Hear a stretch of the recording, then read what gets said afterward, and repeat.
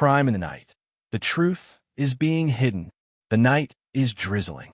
In a luxurious mansion, a gunshot rings out, tearing the night apart. When the police arrive, they find a horrifying scene. Nathan Pierce lying motionless in a pool of blood, and the gun. It has Daniel Hayes' fingerprints. Daniel is arrested that night. All the evidence points against him. Security cameras recorded him arriving at the mansion just hours before the crime. A wallet belonging to him is found near the scene. The small town is shocked. The newspapers are headlined. Successful businessman becomes murderer. The people whisper, he deserves to be punished. His family is surrounded by hatred. His wife loses her job. His daughter, Liv Hayes, becomes an outcast. But Liv knows her father is innocent. She doesn't believe the shockingly obvious evidence. She doesn't believe the cold accusations of the police. Her father isn't a murderer, and if no one else is going to find out the truth, she will. The mystery is revealed. Liv begins her own investigation. And then, in her father's old room, she finds something that stops her heart. A voice recorder. A familiar, deep voice rings out on the recording. If I ever get into trouble, find the black book. It contains the truth. The truth? The black book? She immediately calls the police. But they ignore it. Why are they so afraid of this? And then, she discovers she's not alone. A black SUV follows her every time she leaves the house. A threatening letter appears at her door. Stop, or you'll be next. A mysterious man appears in the shadows. Someone doesn't want her to find out. But the more Liv is stopped, the more she knows she's on the right track. Who is really behind this crime? From what seems like a simple murder, Liv discovers a much larger conspiracy. Nathan Pierce is no ordinary businessman. He's involved in illegal dealings. A man named Elliot Graves, dangerous, ruthless, and never leaving a trace, is behind it all. A black ledger contains evidence against him, and the reason Nathan was killed. Liv's father has been framed, but Liv's time is running out. Someone in the shadows is hunting her. A traitor is hiding among the people she trusts. And with each passing second, the danger gets closer. Will Liv find the truth before it's too late? Or will she become the next victim? Watch now on Golden Story. Like, share, subscribe to not miss out on dramatic and surprising stories. There's only one truth, and we will expose it. Crime in the night. A steady rain fell on the deserted street, the streetlights casting streaks of light on the wet asphalt. Inside Nathan Pierce's lavish mansion, gunshots rang out, tearing apart the silence of the night. When the police arrived, they found Nathan slumped on the living room floor, blood staining the expensive carpet. The gun was lying not far away, and most importantly, it bore Daniel Hayes' fingerprints. Daniel, a quiet man who had been Nathan's business partner, was arrested that night. Security cameras had recorded him arriving at Nathan's mansion just hours before the crime. Another incontrovertible piece of evidence was his wallet found near the scene, as if he had dropped it while running away. The police believed they had found the killer. But for Liv Hayes, things couldn't be that simple. The 17-year-old girl sat on her front steps, watching the news feed on her phone. The whole town was talking about the murder. Accusations surrounded her family like a never-ending storm. People called her father a murderer, a monster without a soul. Even her mother, a devoted teacher, was dragged into this cruel vortex. She was suspended from her job simply because she was Daniel Hayes' wife. The contemptuous looks, the whispers in the hallways made Liv feel like the whole world had turned its back on her family. But more than anyone, Liv knew her father was not a murderer. She remembered the evenings when she was little. Her father would sit by her bed, telling her fairy tales before bed. The way he gently placed his hand on her mother's shoulder after a long, tiring day. The way he spent his life working hard so that the family would not have to worry about money. How could someone like that be a murderer? The police might believe the obvious, suspicious evidence, but Liv didn't. She stood up, clutching the phone in her hand. If no one else was going to find out, she would. Even if she had to face the whole world, Liv would clear her father's name.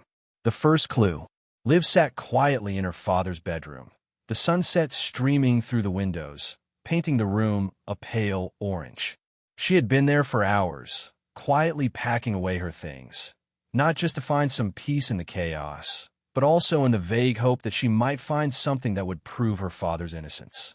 Inside an old drawer, she found a small object rolling among the papers, a silver recording pen, scratched and broken. Liv frowned. She remembered the pen well. Her father always carried it with him to work. If it was here, it meant Dad had used it on the night of the murder. Liv's heart raced as she sneaked it back to her room. With some tinkering skills, she managed to fix the device. When she pressed the playback button, the first sound was just static. But then a familiar, deep voice rang out, her dad's voice. "If I get in trouble, find a black book. It holds the truth." Liv shivered. She pressed play. The words repeated themselves, like a warning. An important message. She didn't know when Dad had recorded it, but if he had mentioned the black book, it couldn't have been something meaningless. With a heavy heart, Liv went to the police station the next morning, carrying the recording pen as a vital piece of evidence. She found Sheriff Richard Sullivan, a middle-aged man with a stern face and piercing eyes. "I found this in my dad's things," Liv said, placing the recording pen on his desk. "He mentioned a black book. It's important. I thought maybe it could help find the truth." Sheriff Sullivan picked up the pen, listening to the recording. But when the conversation ended, he just shook his head, his eyes uninterested. "It's worthless," he said shortly. "No one knows what the black book is, and it has nothing to do with the murder. We have enough evidence to charge your dad, Liv."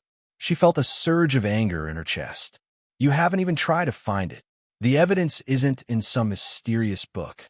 It's all over the place." Liv clenched her hands into fists. He was ignoring her. Or worse, he knew something she didn't. She walked out of the police station, her mind in turmoil. If the police weren't going to investigate, then she would. Liv took a deep breath. No matter how dangerous it was, no matter how much she had to dig into every nook and cranny of this town, she was going to find the black book. Because the truth was hidden, and she wouldn't stop until she got it out. Someone watching Liv. The night wind whistled through the trees, carrying with it the damp chill of a small town that had fallen silent. Liv pulled her coat tighter around her, quickening her pace on the deserted sidewalk. She'd been feeling this way all week, an uneasy feeling, as if someone were watching her from afar. At first, she'd thought she was imagining things. The stress of her father's murder, the gossip at school, the fear of facing the world. It could all have been making her paranoid. But then, she began to notice the signs more clearly. Whenever she went out, whether to the grocery store or the library, there was always a shadowy figure in the crowd, a black SUV that would occasionally appear and then disappear as strangely as it did. And tonight, as she approached her house, she saw it. The black SUV parked right across the street. Liv's heart sank. She paused, trying to catch her breath, but her palms were already sweating. Inside the car, the windows were dark, no light coming from them. Someone was sitting inside, watching her. Liv blinked, took a step back, and then the car started, the engine roaring into the night. It didn't rush toward her, nor did it rev up to run away, but moved slowly, as if it was trying to make her see that it was there. Then, it turned a corner and disappeared. Liv stood frozen. She took a deep breath, trying to calm herself before rushing into the house. As soon as the door closed, she leaned against it, her heart pounding. It wasn't a coincidence. There was no doubt in her mind. Someone was watching her. The next morning, as Liv walked down to the kitchen to get a glass of water, she saw a small envelope on the table. There was no postmark, no return address. Someone had left it on her doorstep overnight. A sense of unease washed over her as she opened it. Inside was a blank piece of paper with a brief, typewritten message. "Stop, or you'll be next." Liv's fingers trembled. She stared at the paper, her heart pounding. There was no signature, no clue who had written it. But the message was clear. Someone wanted her to stop investigating the black book. Someone was willing to do anything to shut her up. She bit her lip, feeling fear slither down her spine like a cold snake. But then another fire ignited inside her. Anger. She couldn't turn back.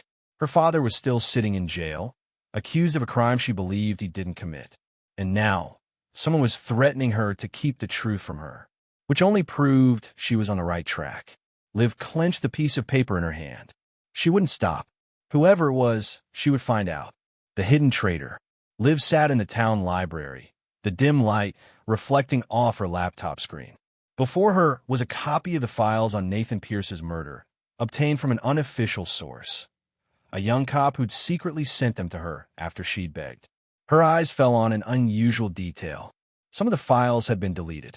Not by accident, not by mistake. This had been done on purpose. Liv gritted her teeth.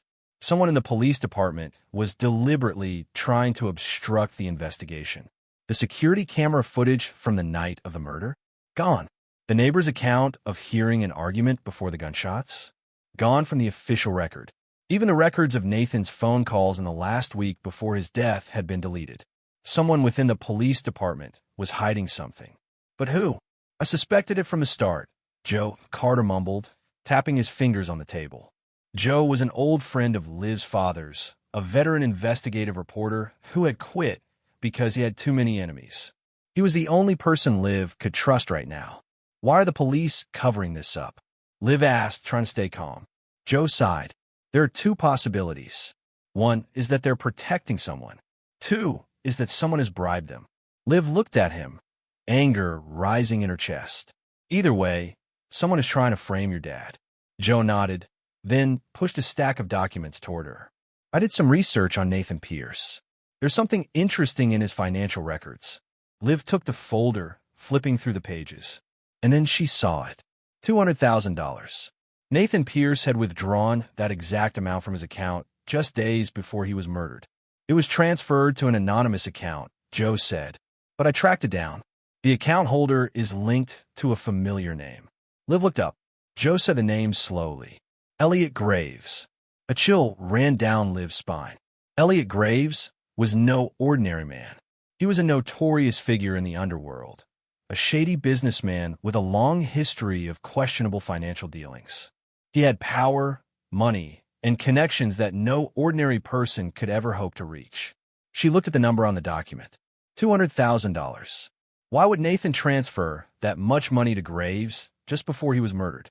Liv felt the pieces of the puzzle starting to fit together. But she also knew one thing. She had just stepped into a game far more dangerous than she had ever imagined.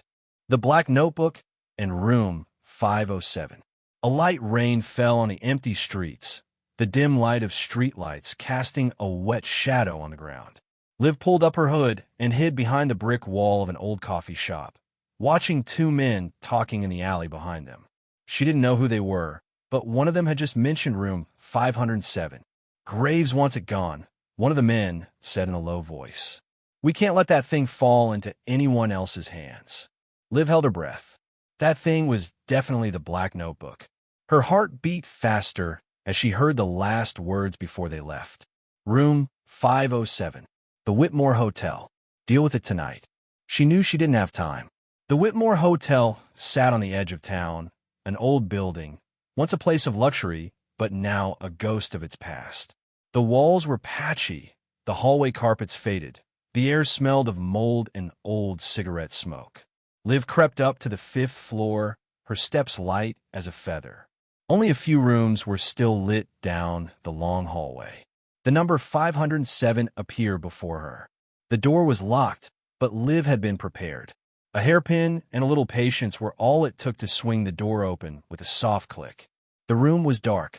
Liv pulled a flashlight from her pocket, shining a streak of light across the cluttered, musty room. It was empty, no sign of anyone having been there recently. But Liv knew what she was looking for. She scanned the room, until her eyes fell on an old rug in the middle of the floor. It was a little askew. She bent down and flipped it open. One floorboard seemed looser than the others. Liv used her fingernails to pry it open, and her heart almost stopped when she saw a safe hidden beneath the wood. Liv fumbled with the safe's lock, sweat pouring down her forehead. She didn't have time. Someone could come at any moment. Finally, there was a click. The lid swung open.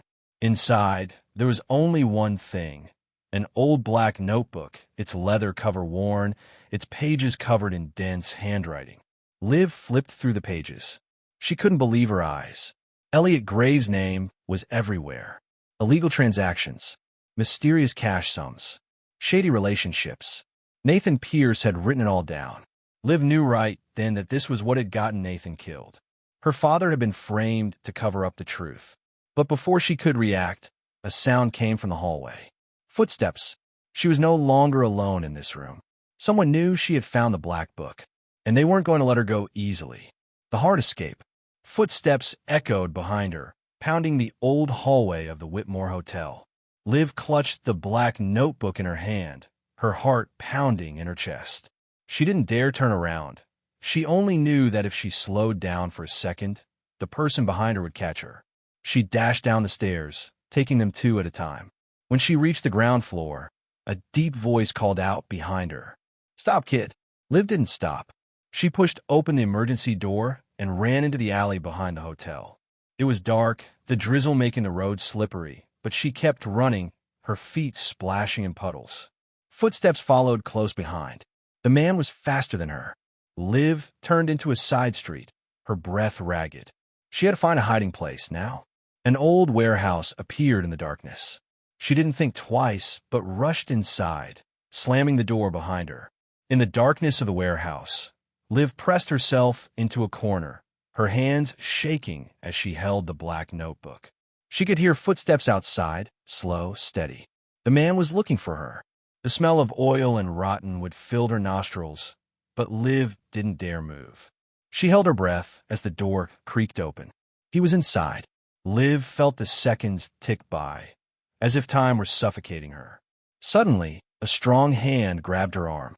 She was about to scream in panic, but an unfamiliar voice rang out right next to her ear. "If you want to live, trust me." Liv jerked, looking up. The man in front of her wasn't the one who had chased her. He was tall, wearing a dark leather jacket, his eyes as sharp as razors. Even though she had never met him before, Liv's instincts immediately told her that this was a dangerous man. "Oh, who are you?" she whispered. He tilted his head, a faint smile on his face. "Jack Monroe." Liv had never heard the name, but she didn't have time to ask, because at that moment, the man chasing her saw them.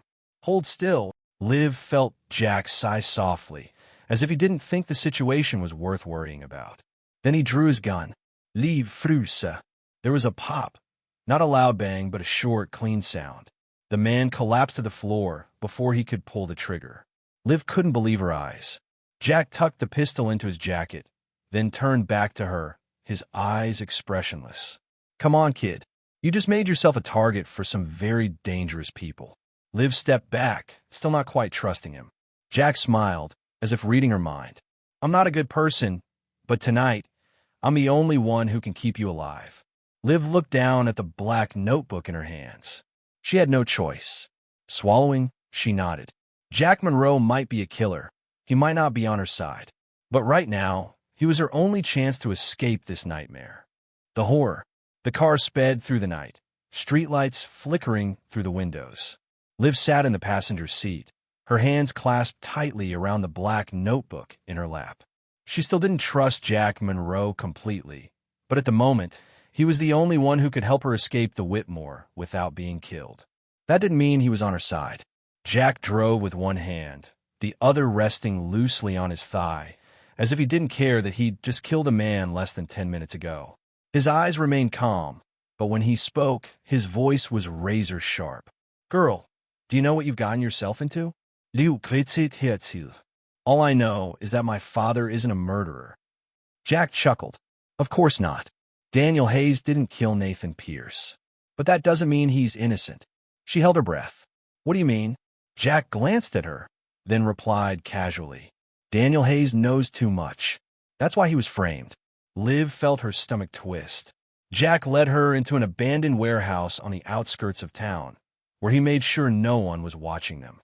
He opened a bottle of whiskey, poured himself a small glass, and leaned back in his chair. "Listen, kid," he said, his voice low and slow. "Nathan Pierce is no ordinary businessman. He has connections no one wants to mess with." Liv crossed her arms, not taking her eyes off him. "Who are you talking about?" Jack chuckled, setting his glass down on the table. "Eyot Graves." The name appeared again. Jack continued. "Pierce discovered that Graves was more than just a financial smuggler. He was also involved in a very dangerous political conspiracy." Liv narrowed her eyes. Jack shrugged. Some people want Graves gone. Some people want him in control. And Pierce is caught in the middle. Her throat felt dry. So my dad, Jack sighed, then leaned forward, his eyes serious. Daniel Hayes didn't kill Nathan Pierce. But he knew the truth. And so he's the perfect scapegoat. Liv was speechless. Her dad was framed. Not because he was the right suspect, but because he knew too much. She looked down at the black ledger. The illegal dealings, the names involved, it was all there. But if Jack was right, this wasn't just a simple murder. It was part of a much larger conspiracy. She looked up at Jack. So who killed Nathan? Jack's lips curled. Someone hired by Graves. And trust me, he was no amateur. A chill ran down Liv's spine. Are you helping me? Or are you just using me? She asked, her voice filled with disbelief. Jack didn't answer right away. He just looked at her for a long moment, then chuckled. You'll have to figure that out for yourself. Du klingel her fists. Whichever side Jack Monroe was on, she knew one thing for sure. She couldn't trust anyone. Game of destiny. Liv had never felt so helpless. She'd spent the night scanning every page of the Black Book, writing an anonymous letter, and mailing the evidence to the 3 biggest newspapers in the state. It was the only way to expose the truth, to make Elliot Graves' scandal public news, so he couldn't cover it up any longer. But when she checked the next morning, nothing. No emails back. No calls from reporters. Not a single article. She tried sending it again. But the email system gave her an error, as if the recipient's address had disappeared from the world. Someone had blocked it. Her heart sank as a chilling thought occurred to her. He knew. Elliot Graves knew she was trying to uncover the truth. That evening, Liv was sitting in the living room, trying to figure out what to do next, when a car horn sounded outside her window. She looked up, startled. A black truck was parked right in front of her house. Before she could react, an explosion tore through the night. The glass shattered. She screamed, falling to the floor. Her mother ran from the kitchen, panicked. Leave. Get down. The gunfire continued. Bullets went through the door, embedded in the wall, leaving small, terrifying holes. Liv crawled toward her mother, holding each other tightly, her breathing ragged. She heard the tires screech. The truck was leaving. The attack had lasted less than a minute, but it had changed everything. She and her mother couldn't stay here any longer. If they were willing to kill her to silence her, then there was no other choice. They had to leave the city immediately. 2 hours later, as Liv and her mother were packing, a shocking news story broke on television. Police Chief Richard Sullivan had been arrested for organized crime. Liv froze, her eyes glued to the screen. Sullivan appeared, his hands cuffed behind his back, his face cold as he was led out of the police station. He was hiding evidence in the murder of Nathan Pierce. There's evidence that Sullivan took money from Elliot Graves to settle the investigation. Liv took a deep breath. So at last, one of the masterminds had been exposed. But she knew Graves was still out there, and he wouldn't let her go. As Liv and her mother drove out of town into the night, she took one last look at the familiar streets. They were running, but Liv knew she couldn't run forever. She couldn't let Graves win. This game is not over yet. The final betrayal. The old cabin deep in the woods where Liv and her mother were hiding was dark as a light rain fell on the rotting wooden porch. The light from the only oil lamp in the room fell on the tense face of Joe Carter, the man she had trusted for so long. Liv, you did well. His voice was deep, as if he were comforting her. Liv bit her lip. She had come a long way to get here, clutching the black book that she believed would help her overthrow Elliot Graves. And now, Joe, the man she considered her friend, her only ally, was standing right in front of her, waiting for her to hand it over. But something was wrong. He was too hasty. She remembered the little things she had missed before. The way he always knew so much about her situation. How he could easily find information that even the police couldn't touch. How he appeared when she needed him, as if he knew her every move. A chill ran down her spine. Joe Carter had never really been on her side. He worked for Elliot Graves. Liv swallowed, hiding her panic behind a calm face. Are you sure? This notebook will really help my dad. She made her voice tremble, pretending to trust him. Joe smiled softly, but his eyes were emotionless. You can trust me, Liv. Lie. But Liv still pretended to believe. She slowly pulled the black notebook out of her backpack, placing it in his hands. Joe squeezed it tightly, a glint of satisfaction in his eyes. He flipped through a few pages, nodding. "You did the right thing, Liv." And then Liv said something that froze his smile. "Do you want me to send a copy to Graves?" Joe looked up, his expression darkening. "What?" Liv chuckled. "Do you really think I would hand this over without a backup plan?" She stood up, crossed her arms, and looked him straight in the eye. "I copied the entire contents of the notebook before I came here, and I've arranged for it to be sent to a few safe places if anything happened to me." Joe Carter was silent for a few seconds. Then he sighed, set the notebook on the table, his eyes sharper than ever. "You're smarter than I thought." Liv swallowed. "But being smart doesn't mean you'll survive this." Joe's hand moved slowly to his side, where he hid the small gun under his jacket. Liv felt every cell in her body tense, adrenaline pumping. She had to act. Liv didn't wait. She swung her arm, knocking the oil lamp off the table. The flames blazed, spilling oil onto the wooden table, catching fire instantly. Joe jerked back, enough for Liv to run for the door. "You think you can get away?" Joe yelled behind her. Liv didn't answer. She dashed into the night, through the trees, the rain hitting her face. She knew Joe would chase her, but she had an advantage. She had what he wanted, and this time, she would be in control. Historic trial. The courtroom was packed. The pale yellow light of the chandeliers fell on the jury box, reflecting off the stern face of the old judge. The air was tense as reporters, lawyers, police, and townspeople gathered to witness one of the most sensational trials in the city's history. In the middle of the room, in the dock, sat Elliot Graves, wearing an expensive suit. But today, he was no longer the one in control. He was no longer hiding in the shadows, manipulating everything from afar. Today, he was being dragged into the light. Liv sat next to her mother, her hand clasped tightly in hers. On the table before them was all the evidence she had risked her life to collect. Nathan Pierce's black book of Graves' illegal dealings. Financial records proving he had bribed Sheriff Richard Sullivan. And most powerfully, a video that Liv had yet to see. Graves' defense attorney was a sharp-tongued man with a cold exterior. He had done his job well, attacking every hole in the testimony, delving into every obscure detail in the documents. "Jurors," the attorney said, pacing slowly around the courtroom, "do you really believe that someone like my client, a successful businessman, a man of great influence, would bother with someone like Nathan Pierce?" He was trying to turn the conversation around. Liv bit her lip. Everything seemed to be tilting in Graves' favor. He hadn't lost yet. He had the money, the power, the best lawyer. But then, the courtroom door opened. Everyone turned. Jack Monroe walked in. He was still wearing his old leather jacket, his cold eyes scanning the courtroom. In his hand was a small USB drive. "Sorry I'm late," Jack said, his voice lazy. "I have something interesting to share." Liv looked at him, her heart pounding. She didn't know what he was up to, but her intuition told her that this was the moment that would change everything. The judge looked at the prosecuting attorney. "New evidence?" The prosecutor nodded. "Please present it to the court." Jack walked over and plugged the USB into the large screen in the middle of the courtroom. A video began to play. In the frame, Elliot Graves sat in a dark room, facing a man in a suit. His voice rang out cold, unflinching. "I don't care how you do it. Just make sure Nathan Pierce disappears.